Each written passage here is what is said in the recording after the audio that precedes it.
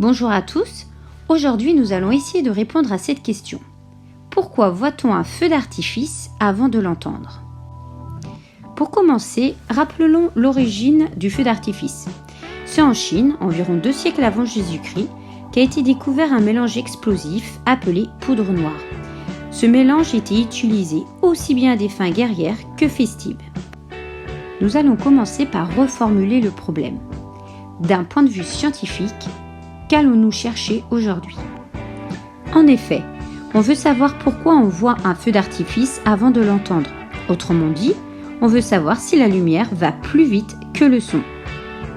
Alors maintenant, formule ton hypothèse. Fais une pause et écris ce que tu penses. Tu as sans doute écrit quelque chose de ce style. Je pense qu'on voit le feu d'artifice avant de l'entendre car la lumière va plus vite que le son. Il va falloir maintenant mettre à l'épreuve ton hypothèse. Quelle expérience vas-tu réaliser? Tu veux prouver que la lumière va plus vite que le son. Dans ce document, on te donne la valeur de la vitesse de la lumière. On nous dit qu'elle parcourt 300 000 km en 1 seconde. Il te reste alors à trouver la valeur de la vitesse du son. Mais comment mesurer la vitesse du son? Pour trouver la valeur de la vitesse du son, on va utiliser la formule suivante. Vitesse égale distance divisée par la durée. Il suffit alors de mesurer la distance parcourue par le son entre 2 capteurs, avec une règle, et de mesurer avec un chronomètre très précis le temps que met le son à parcourir cette distance. Nous pouvons alors écrire le protocole suivant. Placer les 2 capteurs sur le rail de sorte à ce qu'ils soient distants de 1 mètre, relier les capteurs au chronotimer, taper les 2 baguettes près du premier capteur, relever la valeur du temps indiquée sur le chronotimer. Un son est émis devant un premier capteur. Le capteur donne l'ordre au chronotimer, c'est-à-dire au chronomètre, de commencer à mesurer le temps. Le son se propage par vibration et arrive devant le deuxième capteur. Celui-ci donne l'ordre au chronotimer d'arrêter de mesurer le temps. On lit alors la valeur du temps sur le chronotimer. Vous allez pouvoir maintenant noter les résultats obtenus. Les 2 capteurs sont espacés d'une distance d égale 1 mètre. Sur le chronotimer, nous pouvons voir que la durée est t égale 0,0030 secondes. Prenez le temps de noter ces résultats sur votre feuille.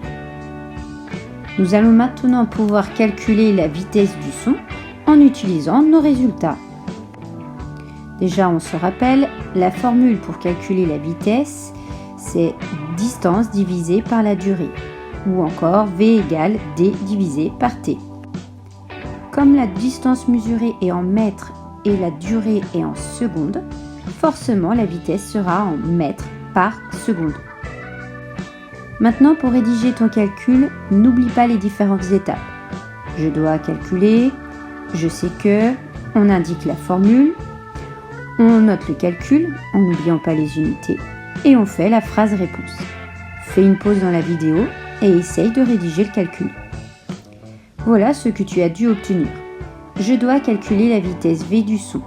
Je sais que la distance est d égale 1 mètre et la durée du parcours du son est t égale 0,0030 secondes. V égale d divisé par t égale 1 mètre divisé par 0,0030 secondes égale 333,3 mètres par seconde. La vitesse du son est donc de 333,3 mètres par seconde. Maintenant, nous allons essayer de calculer la vitesse du son trouvée en 1783. En 1738, l'Académie des sciences souhaite connaître la vitesse de propagation du son dans l'air.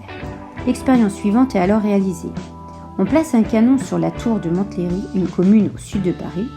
Un observateur est placé à Montmartre, au nord de Paris, distant de 14 636 toises de Montlhéry. Il détecte l'instant où la lumière est émise lors de l'explosion de la poudre noire du canon. Il suffit alors de chronométrer à partir de cet instant la durée que met le son pour parvenir jusqu'à cet observateur. On mesura à l'époque une durée de 85 secondes. Là encore, pour rédiger ton calcul, utilise les phrases suivantes et n'hésite pas à faire une pause dans la vidéo. Attention, Tu as dû te rendre compte que la distance n'est pas en mètres, mais en toises. Il faut utiliser ce document. Une toise correspond à 1,95 mètres. Une toise égale 1,95 mètres. Deux toises, c'est encore une toise plus une toise, ou encore 2 fois 1,95 mètres. 3 toises, ça sera 3 fois 1,95 mètres. Et donc pour 14 636 toises, on garde le même raisonnement. C'est égal à 14 636 fois 1,95 mètres. On utilise la même rédaction que précédemment. On n'oublie pas de faire la conversion d'unité de toise en mètres. Et en appliquant la relation distance divisée par la durée, on obtient 335,8 mètres par seconde, ce qui était très proche de la vitesse du son que l'on trouve à l'heure actuelle. Nous pouvons maintenant répondre au problème de départ. Pourquoi voit-on un feu d'artifice avant de l'entendre ? En effet, on voit le feu d'artifice avant de l'entendre car la vitesse de la lumière, 300 millions de mètres par seconde, est beaucoup plus grande que la vitesse du son, qui est de 340 mètres par seconde. Alors, que faut-il retenir de cette activité ?